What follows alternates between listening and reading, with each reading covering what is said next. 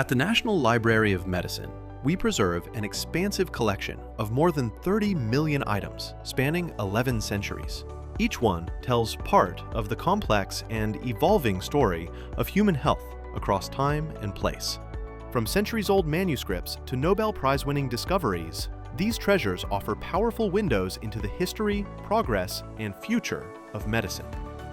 What started in 1836 as just a few dozen books on a shelf in the office of the Surgeon General of the Army has expanded to over 65 miles of bookshelves on 3 secure subterranean levels and terabytes of born digital and digitized information. We are the world's largest biomedical library, located on the Bethesda, Maryland campus of the National Institutes of Health. We preserve the world's largest collection of biomedical literature, including a world-renowned collection of historical material. And we make it all available to science and society to expand knowledge and discovery. The oldest item in NLM's collection is a handwritten Arabic manuscript, the Kitab al-Hawi fi al-Tib, or a Compendium of Medicine, dated 1094. It's one of the earliest surviving works by the Persian physician Razi and the third oldest known Arabic medical manuscript. Some researchers are drawn to it for its rare calligraphy, with characters not found in later texts. Others study its content to understand change in medical knowledge over time. The earliest anatomical illustrations in the collection are in a Persian manuscript compiled in the late 15th century. The manuscript draws on foundational Greek texts by Hippocrates and Galen, which were copied, compiled, commented on, and augmented for centuries. Fast forward to the 16th century and the work of Andreas Vesalius, the father of modern anatomy. His groundbreaking De Humani Corporis Fabrica, published in 1543, revolutionized the study of anatomy. By dissecting the bodies of executed criminals, Vesalius challenged centuries of medical misconceptions. The book's vivid illustrations were created by artists from the studio of Titian, bringing anatomical science dramatically to life. Many of the earliest medical writings were herbals, which described plants and how they could be used to treat illness. NLM holds a rich and varied collection of these, of which Elizabeth Blackwell's A Curious Herbal may be the most well-known. It is considered the first illustrated herbal published by a woman, and its beauty is undeniable. Another landmark work that reshaped scientific thought is Charles Darwin's On the Origin of Species, which introduced the theory of evolution by natural selection, forever changing how science understands life on Earth. Published in 1859, this first edition is rare and fragile. Only 1,250 copies were printed. The NLM collection also bears witness to moments of crisis. As a national library, NLM particularly treasures a piece of medical correspondence by George Washington. He wrote to Congress in 1780 in support of the employment of Doctors Craik and Cochrane by the Army Medical Department.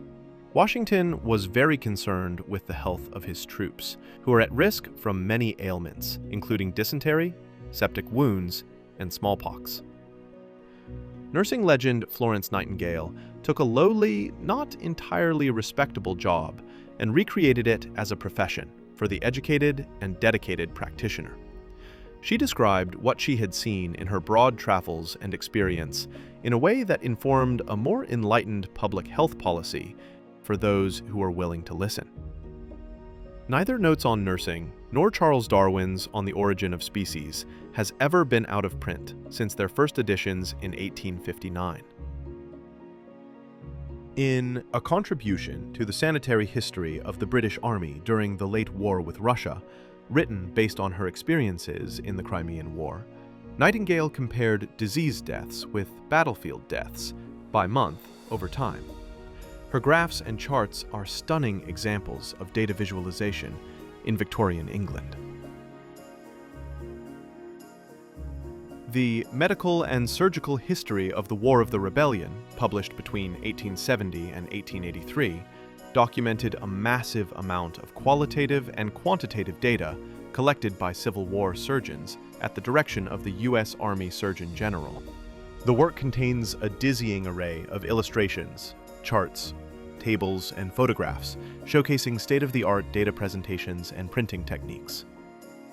These volumes set a precedent for how the U.S. Army Medical Department would later document its work during the First and Second World Wars.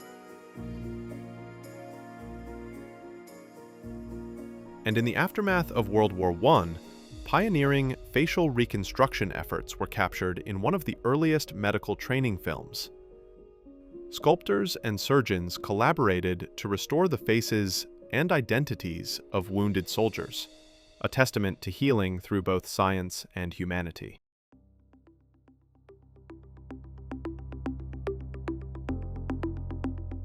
At the 1940 dedication of the new National Institute of Health in Bethesda, FDR spoke about the nation's requirements for NIH. Ladies and gentlemen, nowhere in the world except in the Americas is it possible for any nation to devote a great sector of its effort to life conservation rather than life destruction.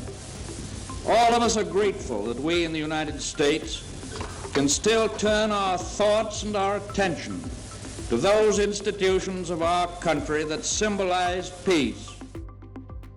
25 years later, in 1965, NIH produced one of the most significant scientific documents of the 20th century.